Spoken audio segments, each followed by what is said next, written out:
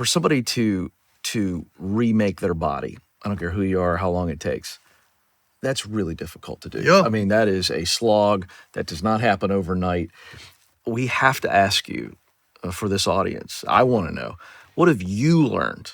There's a couple things I would probably say. And the first one is, it's good to have audacious goals. I think that's important. But like if your goal is, I'm going to climb to the peak of Mount Everest, if you're just looking at the peak the whole time, you're going to feel like you're getting nowhere.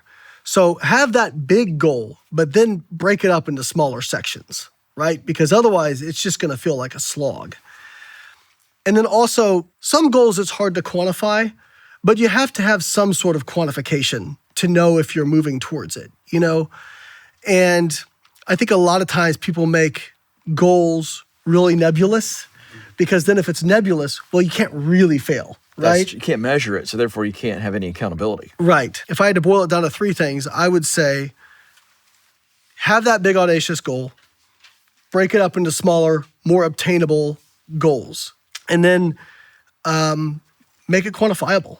The more hard stuff you do, the more hard stuff you can go do. You can read about confidence all you want, right? Like you can read about being confident, how to be more.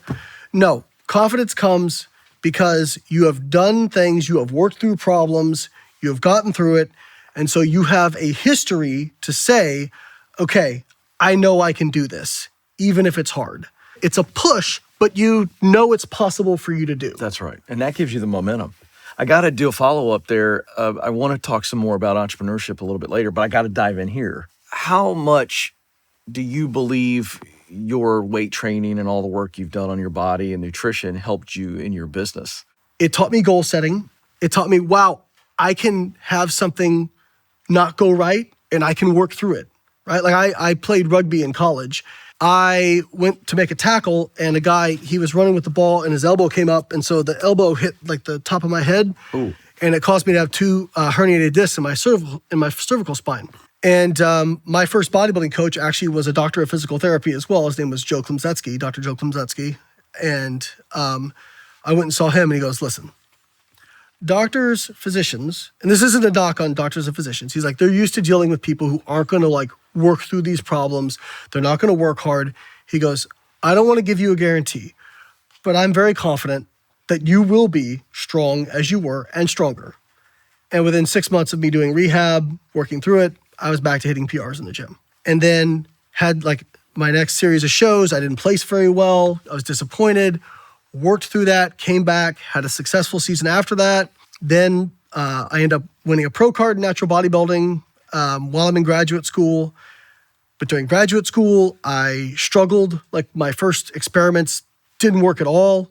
I got gun shy. In fact, I actually got my PhD advisor, Don Lehman, great guy, called me into his office one day and he said, for what you want to do, you are at the best university in the world to do it. And there's a lot of people who would love to have the spot you're in right now. And right now you're coming up short.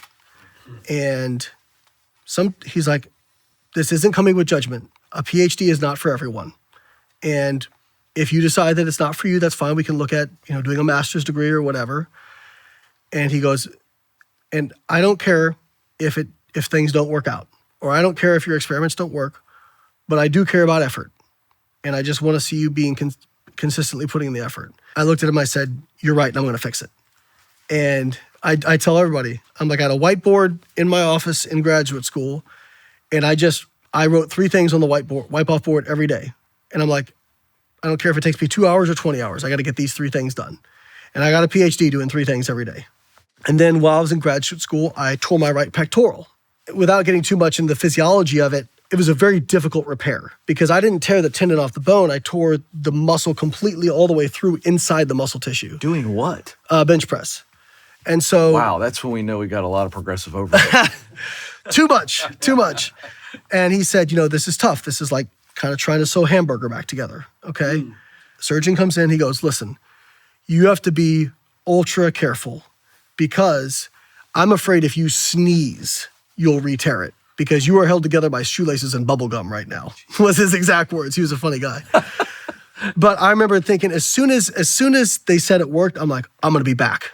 And I had a lot of people saying, well, this is going to be the end of your career. This ends bodybuilding careers, And within 3 days, I'm back in the gym on the leg extension, with this cuff on my arm to keep my arm. And not sneezing, I hope. Not sneezing, but just doing single leg, light leg extensions. Just, doing the thing.